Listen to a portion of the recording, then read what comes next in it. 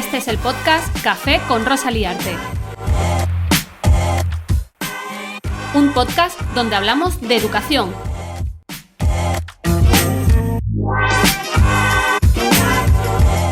En este episodio me tomo un café con Rosanne Bosch, diseñadora de entornos de aprendizaje y directora de Rosanne Bosch Studio.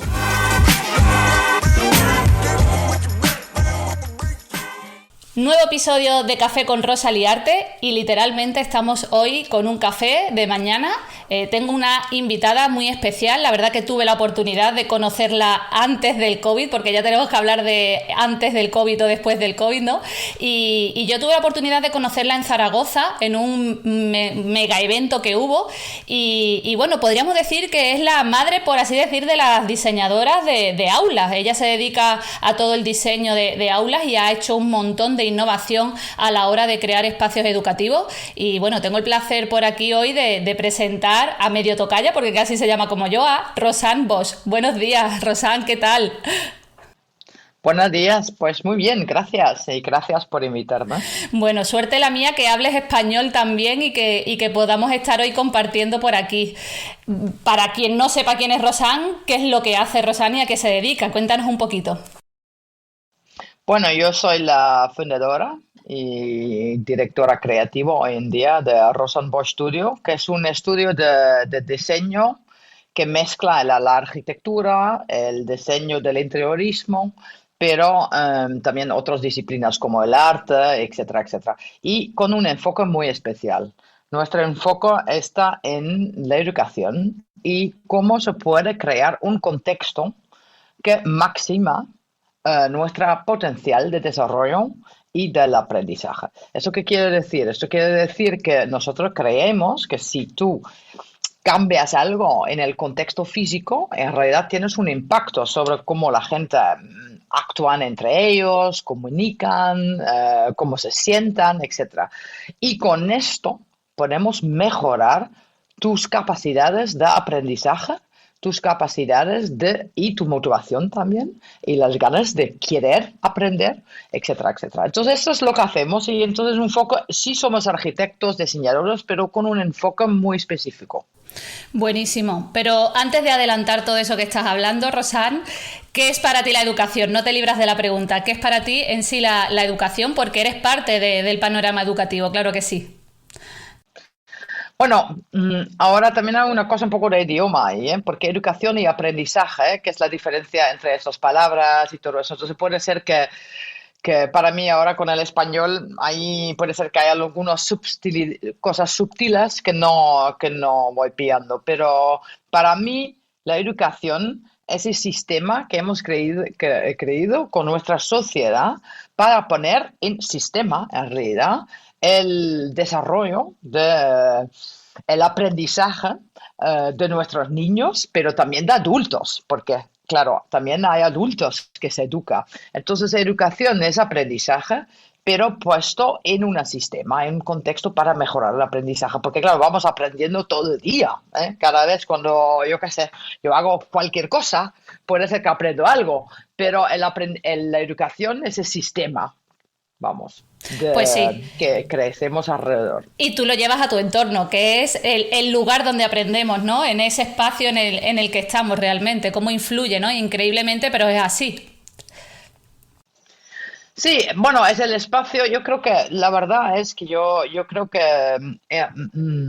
ahora pues es un poco difícil explicar porque la gente siempre habla de aulas y de edificios y cosas como esta. Pero la verdad es que aprendemos en cualquier momento del día y aprendemos, y es ahí que yo creo que es la clave de mi trabajo, y aprendemos no solo con nuestra mente, pero también con nuestro cuerpo. Y este cuerpo se interactúa con todo lo físico alrededor de ti. Tanto, no solo el edificio o los muebles, pero también la luz o como el olor o, ¿sabes?, la temperatura, etcétera, etcétera. Entonces, yo creo que nuestro enfoque es más en cómo se aprende, también pensando en este cuerpo y todos los movimientos de todo, entonces que vienen a partir de ahí. Así es, bueno, estoy totalmente de acuerdo contigo, Rosan. Pero yo he leído un poco de ti. Bueno, yo tengo que decir que yo conozco a Rosan en una comida, en ese congreso que os decía, sentada con Mar Romera, Rosan y yo allí en medio, y estábamos hablando, aquello no paraba. Ese sí que fue un mega café y fue súper entretenido. Hablamos de historia, hablamos un poco de todo. ¿Te acuerdas, no? Te estás riendo porque te acuerdas de aquella sobremesa. Sí. Pero pues ahí me abrió un poco ese chip de decir, bueno, si tengo la oportunidad de estar tomando café con gente así, puedo hacer un podcast y llegar a más gente, ¿no? Y yo he leído de ti porque me hizo curiosidad que estudiaste en una escuela Montessori, pero realmente a ti no te llevó Montessori a dedicarte a esto. Realmente he escuchado un poco que cómo empiezas a diseñar espacios realmente porque por madre, ¿no? Porque empiezas a... Yo te escuché una vez que creo que fue en la entrevista de BBVA que decías que por salvar a tus hijos, ¿no? De los espacios educativos un poco. ¿Por qué empiezas en todo este mundo de cambiar los espacios? ¿Por qué ves algo en las escuelas que dices, no, hay que cambiar esto? Bueno, es como dijiste, es así, ¿no? Que yo tenía mis hijos, mi educación y ¿cómo se llaman en inglés? Que se dice background, ¿no? Es en el diseño y en el arte físico, vamos, ¿no? Escultura, instalaciones, cosas como esta, y en la arquitectura. Y cuando yo llevaba a mis hijos a la escuela, en la realidad me vi confrontado con una realidad que yo había vivido también, pero otra manera. Y yo me daba cuenta que esta escuela, pues en vez de desatar a toda la creatividad de mis hijos y utilizar estas ganas que tienen de descubrir el mundo, de hacer un montón de cosas, hacía el contrario, ¿no? Le estaba como parando, ¿no? Como casi frenándoles, ¿no? En sus ganas de descubrir el mundo y etcétera. Y esto es muy mal. Y cuando eres madre y quieres a tus hijos, dices, pues... y estás así probando cómo voy a reaccionar entonces, ¿no? En la primera reacción es que dices, bueno, es verdad que tiene que aprender de sentarse quietos y aprender, porque así también es la sociedad, ¿no? Tienen que aprender cómo moverse y comportarse en la sociedad, porque a lo mejor, etcétera. Pero hay una pequeña voz, ¿sabes? Dentro de tú mismo, en esta casa, en mí mismo, que dice, oye, no está bien, ¿sabes? Y un momento yo tenía que reaccionar sobre esta voz, porque la verdad es que yo sentía que la escuela y el sistema que estaba probando de disciplinar a mis hijos de una manera mal. Y la verdad es que le estaba apagando su creatividad, le estaban quitando las ganas de en realidad desarrollarse y etcétera, etcétera. Y es mal. Y a partir de una edad muy jovencitos, muy pequeños, muy como todavía, vamos, como muy vulnerables, ¿no? Que un niño cuando se empieza la escuela no es un adulto, no robusto, es algo todavía muy vulnerable. Y me molestaba mucho y al final dije, bueno, tengo que hacer algo. Y la verdad es que, claro, yo no he podido cambiar la escuela completamente para mis hijos, un poquito, y he tenido una influencia allí, pero hasta a partir de ahí me ha llevado hasta donde estoy hoy. Y hoy en día yo no sé cuántos niños, porque hacemos escuelas en todas partes del mundo, ¿no? Trabajamos con gobiernos, con organizaciones de escuelas, organizaciones que tienen varias escuelas a la vez, etcétera, etcétera. Entonces, hoy en día... pues no sé el impacto que tengo, pero hay muchísimo, no solo yo, pero en mi estudio hay muchísimos niños que por lo menos le hemos cambiado un poco el día a día y que espero que estos niños les permite de desatar su creatividad, sus talentos. ¿Sabes? Hay tantas cosas, es que casi no sabemos cuando empiezas a pensar en profundidad, ¿no? ¿Qué necesita un niño para de verdad crecer y desarrollarse de su mejor manera? Y después empiezas a mirar el sistema educativo y las escuelas. Porque la verdad es que discutimos un montón de cosas, dice, bueno, pero si lo miras así profundo, de verdad, es muy mal. Y no hay una cosita que es mal. Hay un montón de cosas que son mal. Y no solo los edificios, ese sistema. Por ejemplo, todo el sistema de exámenes, ¿no? Que que hace que los niños tienen como un espacio que desarrolla bueno, fixed mindset, se dice en inglés, ¿no? Sí, Que no desarrolla un growth mindset, que no tienen ganas de, ¿cómo se llama? ¿Abrazar? abrazar. O sí, Ujú. abrazar desafíos, pero que siempre van a coger las cosas que son más o menos, que están seguros que le van a salir bien y todo esto. Esta actitud, por ejemplo, ¿no? Otra cosa que es súper mal es que simplemente esto que dices a un niño que cuando tiene muchas ganas dice, oye, escucha, mira aquí, yo tengo una idea genial. Y dice, "Shh, no, es que yo te he dicho que no hablas, cuando yo te digo que no hablar, etcétera, que les quitas estas iniciativas, ¿no? Simplemente esta energía de querer, ¿sabes?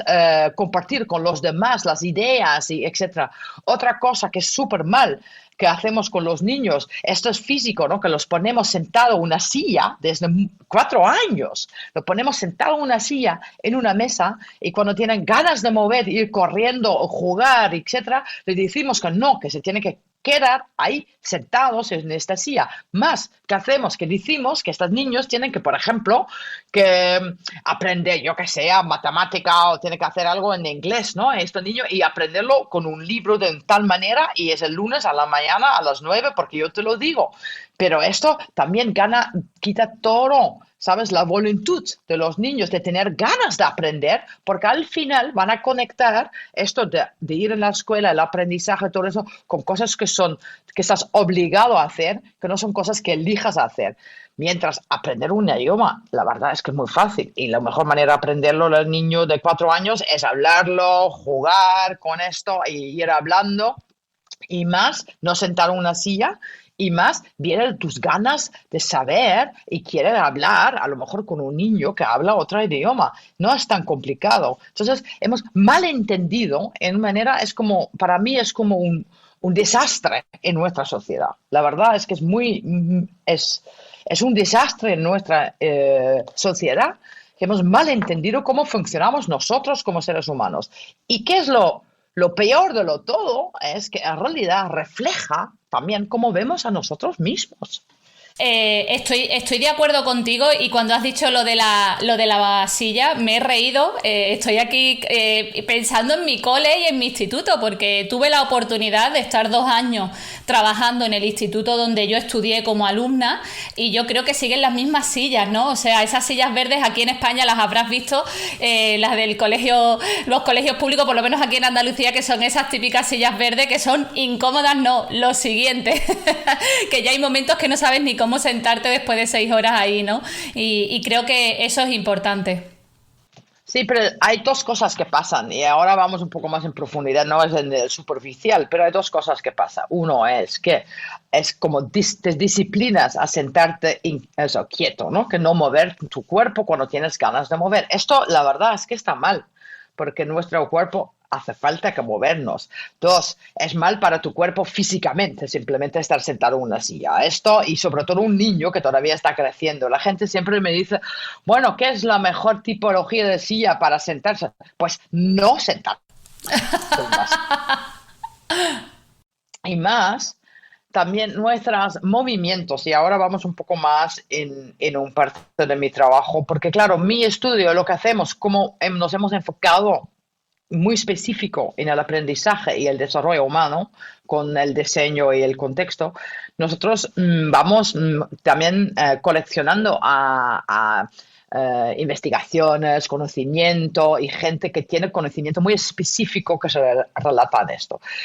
También de la neurociencia, etcétera, etcétera. Entonces, una cosa que es muy interesante, es que a mí me interesa mucho, es que cómo nuestro movimiento, el movimiento del cuerpo, impacta nuestra manera de pensar.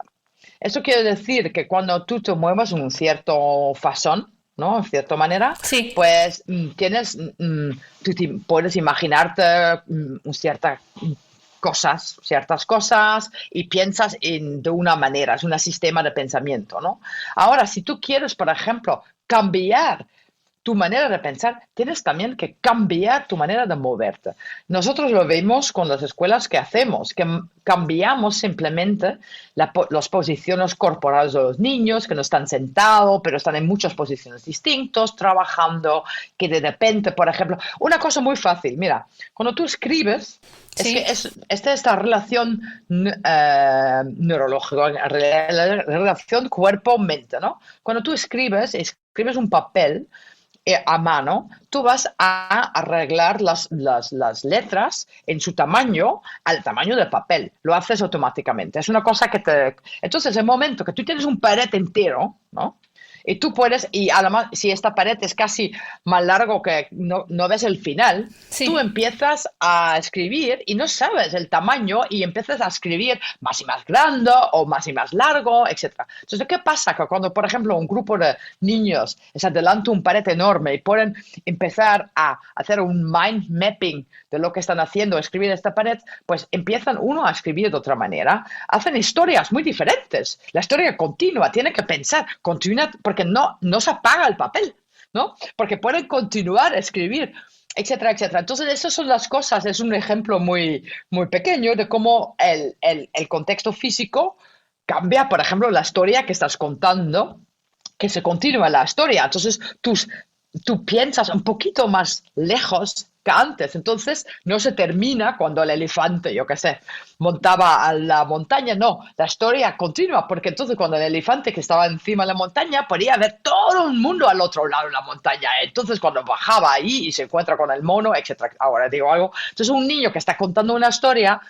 cuando puede continuar a escribir, pues continúa su pensamiento y a lo mejor va a llegar un poco más lejos. Pues esto es un ejemplo de cómo nosotros trabajamos en todos los aspectos con el entorno físico relatado al aprendizaje, para no solo, ¿sabes?, hacer que tú, si quieres, siempre puedas expandir y continuar tu aprendizaje.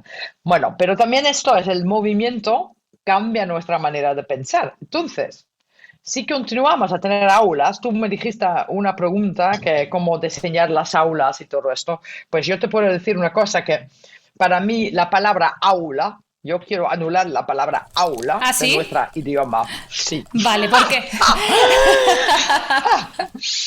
Yo no diseño aulas, porque yo creo que la palabra aula, bueno, representa algo que está en las raíces de lo que está mal en las escuelas. Y bueno, podemos hablar de esto si quieres. Bueno, Bueno, entonces así es. en vez de aulas, ¿sabes? Nosotros hacemos que llamamos paisajes de aprendizaje. Y eso es un perspectiva muy diferente, porque entonces se trata de un paisaje, como un paisaje de verdad en naturaleza, y un paisaje es mucho más diferenciado. Tiene montañas, valles, tiene árboles, puedes sentarte abajo un árbol, puedes esconderte, tienes colores, tienes impresiones muy diferenciados, el paisaje también cambia, si es otoño o en primavera, etcétera, etcétera. Entonces, todo para nosotros un buen contexto de aprendizaje es un contexto que se diseña inspirado un poco de la naturaleza. Dentro de la arquitectura del edificio con la naturaleza. Yo me acuerdo que en el Congreso de Zaragoza explicabas, ¿no?, lo que contempla a la hora de esa construcción de una escuela, ¿no? Que me acuerdo que hablabas de montaña, de las diferentes zonas. Si puedes contarnos algo, porque yo lo recuerdo a día de hoy, ya han pasado años.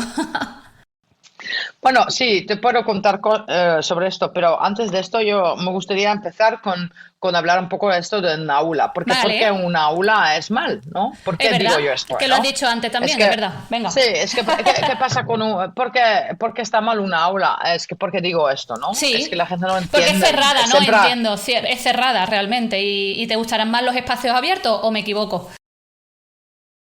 bueno, sí, te equivocas. La verdad es que no es tanto los espacios abiertos, esto es un malentendido. Pero primero, para empezar con las aulas, lo que pasa con una aula es que representa un sistema, una arquitectura de escuela ¿no? No tiene que ver con cómo aprendemos como seres humanos o cómo nos desarrollamos, o es que representa en realidad un sistema de control, ¿no? Y es esto que la gente no reconoce porque se han acostumbrado a esto. Pero la verdad es que un pasillo con aulas en los dos lados y cada aula tiene un número, por ejemplo. Entonces hay un profesor, el profesor de inglés, que tiene su aula, entra los niños, 30 niños están haciendo esta actividad. Y después, pues depende un poco del sistema de escuela, si son que se van de un aula al otro o si quedan ahí y viene otro profesor a hacer otra actividad. Entonces, esto en realidad representa un sistema bueno, muy eficaz, como una fábrica si quieres, pero también representa un sistema de control. Ahí controlas el movimiento y el sitio donde están los alumnos. Controlas también el profesor o el maestro. Has ido más allá. Yo no lo había pensado así, pero tienes toda la razón. Vaya, me estás dejando muerta. Es cierto, controlas no solo al alumnado, sino también al profesorado. Sí, y controlas lo que está haciendo. Dices, pues, o sea, yo sé que mi profesor es como un sistema de organización muy rígido y incluso la arquitectura es una arquitectura de vigilancia, de control.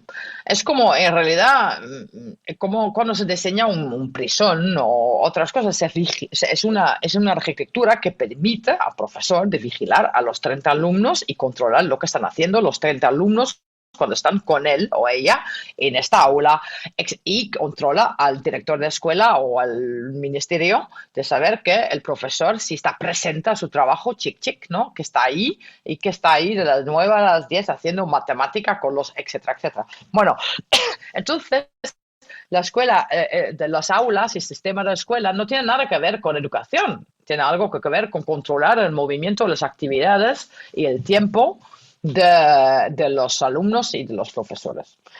Ahora, este tipo de control, pues al lado que es mal, y no tiene nada que ver con aprendizaje y que ya nuestra sociedad se ha cambiado completamente. Está bien yo no solo necesito un smartphone para saber exactamente lo que estás haciendo tú si quiero, y no hace falta, incluso si tenía las ganas de controlar, podría hacerlo de una manera mejor. Y ahora también se puede discutir si es bueno de controlar. Yo no creo, pero bueno, eso es otra discusión. Entonces, para mí, sistema, ¿sabes? El pasillo, los aulas, eso para mí es un sistema de control. Y entonces, si vamos discutiendo una escuela y la gente dice que quieren coartar los espacios de aulas, pues que hablamos de lo que estamos hablando. ¿Por qué? Y entonces tenemos que hablar de por qué. Puede ser que dice, pues queremos controlar estos alumnos que están haciendo matemática, y no creemos que van a trabajar con esto, si no están abajo de mi vigilancia, que yo los miro y yo los obligo a hacer justamente esto en este momento, de esta manera. Entonces, pero que llamamos, en danés se dice que llamamos el animal con su nombre, porque es esto de lo que se trata.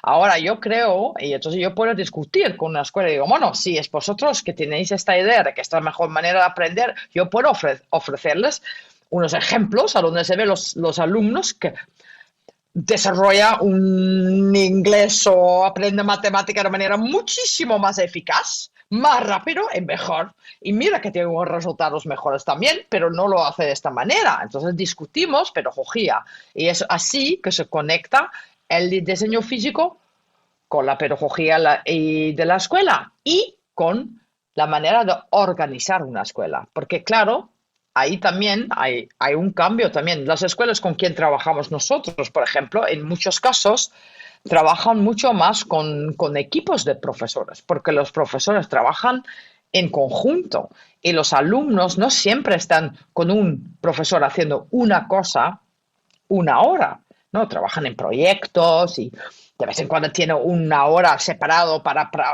que aprenden más, yo que sé, algo complicado, pero después están en sus proyectos, tiene más relevancia lo que están haciendo, porque entienden por qué lo están aprendiendo, porque tiene conexión con su mundo. Y entonces, claro, trabajan de otra manera y por eso necesitan espacios de otra manera, porque de repente hay un grupo grande que está escuchando una charla muy inspiradora, después van a trabajar en pequeños grupos y se sientan en un lado un poco separado porque están con su grupo pensando cómo vamos a hacer, después los alumnos a lo mejor tienen que ir leer un libro o enfocarse en algo para saber algo que necesitan para poder hacer su proyecto, a lo mejor tienen que conectar con gente que son fuera de escuela para preguntar las cosas, para buscar más conocimiento, etcétera, etcétera, etcétera. Entonces, ahí ya ves, y no estoy hablando de arquitectura, pero ya pones en tu cabeza, cuando estás escuchando estas actividades, de un grupo grande, un grupo pequeño, solo, ir a un lado, al otro lado, a lo mejor hacer una presentación o ordenar tus ideas, ¿sabes? Y tienes que hacer algo visual para organizar tus pensamientos, o etcétera, etcétera. Ahí ya ves todo un espacio muy diferente. Entonces, yo no soy pro los espacios abiertos, yo soy pro, ¿no?, los espacios diferenciados, que facilitan todas estas actividades muy diferentes, con espacios a donde puedes construir cosas y para, yo qué sé, mind mapping en un Pareto entero, construir modelos, no solo de arte, pero también de ideas, espacios a donde puedes escuchar un profesor bien, ¿no?, como un auditorio, también son parte de esto. Y esto es a lo que te refieres cuando estabas hablando de ese Mountain Top. Nosotros que hemos hecho para poder hablar de esto con los profesores, para hacer este conjunto entre, ¿sabes?, cómo trabajáis vosotros y cómo se tendrá que diseñar el contexto físico. Hemos hecho un idioma, arquitectura, pedagogía, vamos, ¿no? Y ahí hay como un par de principios que son en realidad descripciones de cómo se aprende la actividad que estáis haciendo de manera muy general y al mismo tiempo el contexto físico que lo facilita. Y por eso, por ejemplo, el Mountain Top se llama, es como encima de la montaña en español, ¿no?, que es una situación a donde hay uno que habla, un grupo, y el grupo es una charla o una comunicación unidireccional, y por eso también se necesita espacios por esto. Pero otros son los espacios del corro, o en inglés campfire, ¿no?, que son como trabajos en equipo, ¿no? Sí. Y ahí, pues claro, necesitas otra tipología de facilidades para permitir por esto. Y el tercero se llama la cueva, que son espacios de concentración. Y por eso también hay espacios que facilitan de distintas maneras la concentración. Lo bonito es que hay distintas tipologías de espacios que facilitan el trabajo en equipo. No solo es una mesa redonda. También, por ejemplo, muchos jóvenes les encanta estar en un sitio más como una sofa lounge, un poco separado de los demás, a donde de verdad están entre ellos. Puede ser una pequeña habitación, puede ser un montón de distintos espacios, tanto que facilita el trabajo en equipo. Puede ser que el equipo necesita esta mind mapping pared, por ejemplo, o una pantalla, etc. Entonces, lo que hacemos es que cogemos estas distintas situaciones y hacemos varios, ¿sabes?, situaciones que aumentan tu concentración, para que tú puedas descubrir cómo yo me concentro mejor. A lo mejor necesitas estar en una silla un poco separado, en un espacio con mucho silencio, pero a otros les gusta mucho de estar en movimiento para enfocarse. Hay otros que necesitan estar acostados, casi como una cama, para enfocarse bien, etcétera, etcétera.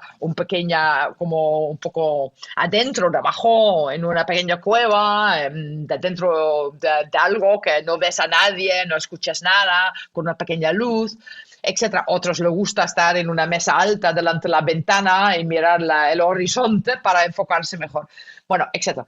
Y entonces lo que pasa es que tenemos 6 principios, voy a añadir los 3 que faltan, pero tenemos 6 principios que cubren distintas situaciones de aprendizaje.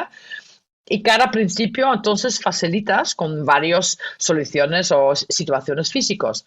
Esto permite tanto al profesor como a los alumnos de ir experimentando y descubrir, pues si trabajamos en conjunto así, pues esto está bien para este tipo de proyecto de colaboración, pero no tan bien para este tipo de colaboración, etcétera. O esta persona necesita que nos sentamos allí si queremos tener una colaboración eficaz.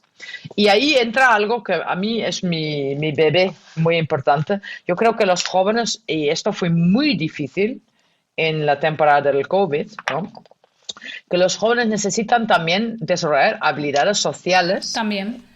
y que no hemos puesto como en marcha, ¿sabes? Hay como unas habilidades de cómo trabajar con otros, cómo comunicar, etcétera, etcétera. Y eso es súper difícil. Y no lo aprendes en un contexto rígido como una escuela tradicional.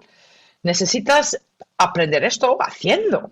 Hay todas las habilidades que se dice habilidades del siglo XXI, ¿no? La colaboración, las capacidades digitales, etcétera, etcétera. Todas son habilidades que se aprende haciendo, no porque alguien te lo dice, pero porque lo experiencias y trial and error, ¿no? Lo pruebas, esto no funciona. Y por eso necesitas este paisaje de aprendizaje con todas esas oportunidades diferentes, que tú puedes ir probando esto y ir aprendiendo. Porque esto funciona, esto no funciona, en esta situación esto funciona mejor, etcétera. Y es por eso que yo creo que el diseño es súper importante para el aprendizaje. La verdad es que aprendemos esto fuera de la escuela, un montón de estas cosas hoy en día, pero ¿qué pasa cuando eso se mueva dentro de la escuela? ¿Qué riqueza? Vamos, ¿no?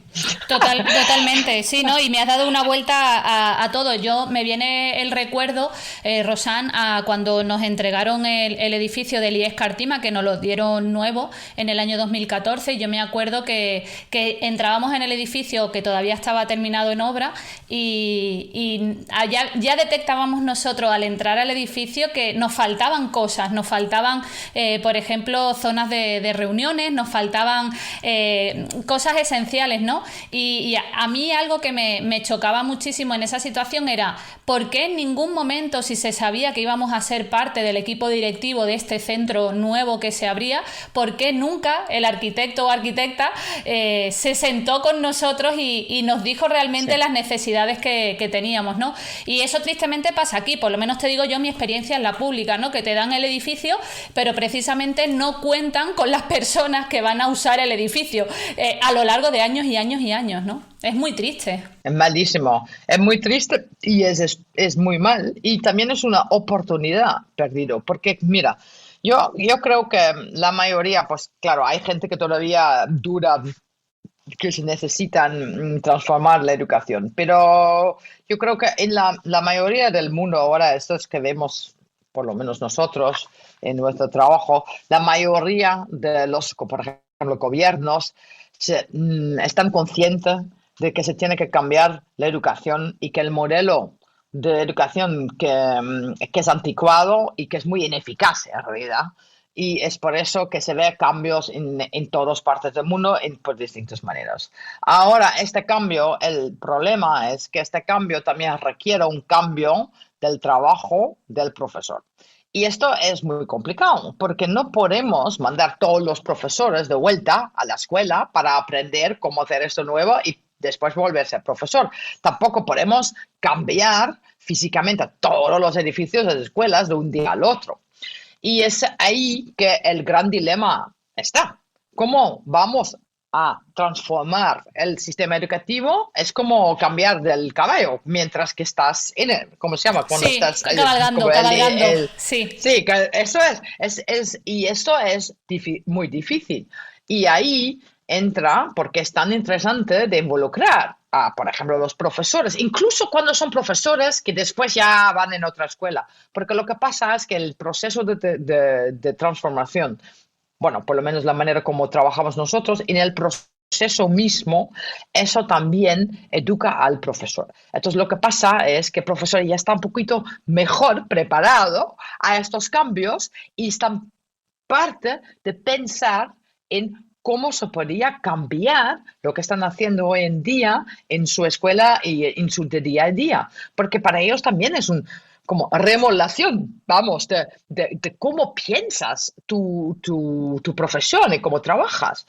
Y entonces en los procesos no solo estás como arquitecto, que te dan información que te permite de hacer un edificio que facilita en realidad, por ejemplo, los salones de reunión o que es mejor como una herramienta para el profesorado que va a utilizar el edificio después, e incluso que en muchos casos también prepara a los profesores de poder como, yo le digo siempre, es un viaje mental, ¿no? Ya estás murando, ¿no? En tu mente, adentro de este edificio, y que estos diseños, que si lo has hecho juntos, que por ejemplo con mi equipo, ya has pensado tus nuevas prácticas, has podido experimentar con cosas que es más complicado experimentar con él en el contexto físico, y en conjunto hemos creído un contexto físico que después te permite de hacer las cosas de otra manera.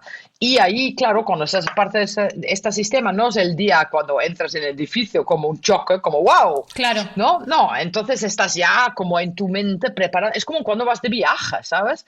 Es que antes que estás en el otro país vas pensando, bueno, ¿qué voy a poner en mi maleta? ¿Cómo vamos? ¿A dónde está el hotel? Miras las imágenes, te imaginas qué vas a hacer cuando llegas, etcétera, ¿no? Te estás preparando por el viaje y por eso estás mejor preparado. También te da como alegría. Esto es otra cosa. Es que es una alegría de poder cambiar las cosas y mejorar tu contexto profesional. Es divertido, Totalmente. la verdad, es que es divertido. Sí. Y ser parte de un proceso de diseño con los arquitectos. Y de todas maneras, los arquitectos tienen que hacer el diseño y también los arquitectos. ¿Para qué? Perdóname mi idioma, pero ¿para qué coños no quieres hablar con los profesores cuando estás diseñando para ellos, no? Ya ves. Es que no entiendo. Me encanta, Rosán, porque es que, vamos, y además el esfuerzo que estás haciendo hablando en español, que yo te lo agradezco mil, de verdad. Pero sí, no, es que tienes razón, yo me sentí frustrada porque yo decía, ¿podéis quitar este muro de aquí y hacemos una clase más grande? No, yo me acuerdo, a todo era no, y era como, bueno, lo terminaremos luego haciendo nosotros, da igual, pero era como, ¿os lo podéis ahorrar? No. Entonces, es que aquí yo la conclusión que saco también contigo es que el diseño arquitectónico va implícito de un cambio metodológico, de un cambio de mentalidad, también para la propia administración, sí. El tema del control, como has hablado. Esto no es sencillo porque implica a muchísimos entornos, ¿no? Pero yo, bueno, simplemente a los que escucháis, si ponéis Rosanne Bosch y le dais a imágenes en Google, en vez de buscar las webs que salen, le dais a imágenes y vais a ver las fotografías que salen, pues porque te hiciste muy famosa con las escuelas Vitras, ¿no? En sí, que fueron los diseños que hiciste. Y esas escuelas Vitra, esta fue en el 2011, vamos, eso desde hace mucho tiempo. Bueno, y las ves. Son viejas, vamos. Pero ves las fotos de las escuelas y te quedas flipando, ¿no? O sea, es como, ojalá el día de mañana pueda trabajar en una escuela así, de verdad. Para mí tu trabajo es increíble porque la verdad que es una pasada los espacios que diseñáis y creo que es posible. Creo que estás haciendo un trabajo de que es posible. Mira, es que trabajamos la verdad es que trabajamos en todos los continentes, menos Rusia, ahí no he trabajado, pero desde China a Portugal, a Bélgica, a Alemania, bueno, en España, pues mira, hay una cosa que, pues al final, ahora solo te he dado una descripción de los 3 principios, o sea, me faltan 3, pero bueno, no nos queda mucho tiempo, entonces los voy a solamente a mencionar, ¿no? Es que hay la cima de la montaña, la cueva y el corro. Y después de esto hay las manos a la obra. Eso quiere decir que simplemente espacios donde puedes utilizar tus manos como parte del proceso de aprendizaje. Entonces tenemos los espacios que llaman el watering hole en inglés, en español es el... No te he escuchado. El manantial. Vale. Manantial en español. Sí, porque ¿sabes lo que pasa? Es que en español hay diferencias entre, por ejemplo, si estoy hablando en Latinoamérica con argentinos o mexicanos, o en España, entonces tengo que cambiar las palabras. Hay, por ejemplo, el corro en España es el fogón en Argentina y Ajá. cosas estas, ¿no? Y el manantial en España es el abrevadura o algo así. Abrevadero, ¿no? Abrevadero o otra cosa, bueno, el manantial son los espacios a donde intercambias información de manera muy informal, es en los pasillos, pero que estás ahí, que ves algo que otro ha hecho, que escuchas algo que otro estás diciendo, y etcétera. Es unos cruces, ¿no? de información y sociales en un espacio. Y ahí puedes, por ejemplo, plantear una inspiración, ¿no? Un tema que de repente todos los alumnos estaban hablando, ¡ay, has visto! Pa, pa, pa, pa, pa. Entonces son espacios importantes. Otra cosa, y el último, le llamamos el movimiento, el arriba, simplemente espacios que se dedican a mover tu cuerpo de manera intenso, que no es el gimnasio, que no es el deporte, porque el deporte es una actividad organizada. Vamos a jugar al fútbol y tiene sus reglas y tiene su cancha, etcétera, ¿no? O el básquetbol que tiene su cancha. Ahora, los espacios de movimiento es el espacio donde cuando tú como niño sientas que tengo tanta energía, me hace falta ir corriendo o bailar un momento corto, que es que puedes ir ahí, ir corriendo, bailar, saltar y después volver. Esto es para que puedas desarrollar tu autoconocimiento a tú mismo y ¿cómo se llama? Management, que tú puedes controlar tus propios, ¿sabes? Nivel de actividad, que tú estás en un grupo y para no molestar a los demás, que tú puedes ir saliendo, ir corriendo y volver. Y esto es súper importante porque tenemos hoy en día un gran problema de que muchísimos niños le damos un papel que decimos, sí, este niño es raro, tiene una diagnosia porque está muy inquieto, no sabe concentrarse, está siempre moviendo, este niño está mal hecho, vamos, ¿no? Y no está mal hecho, la verdad es que simplemente necesita aprender cómo manejar estas sensaciones y todo eso en un contexto social con los demás. Y esto se tiene que aprender también cuando eres adulto, ¿no? No puedes, etcétera.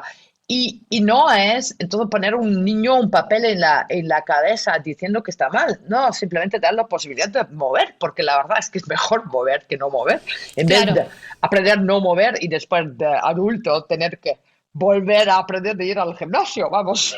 Sí, sí, sí, te Porque entiendo. nos movemos muy poco, ¿no? Son estas tonterías. Entonces, estos 6 principios en conjunto es como un algoritmo de situaciones de aprendizaje organizado, pero también de aprendizaje, autoaprendizaje del alumno, y tú puedes construir tu propio viaje, digamos, o tu propio viaje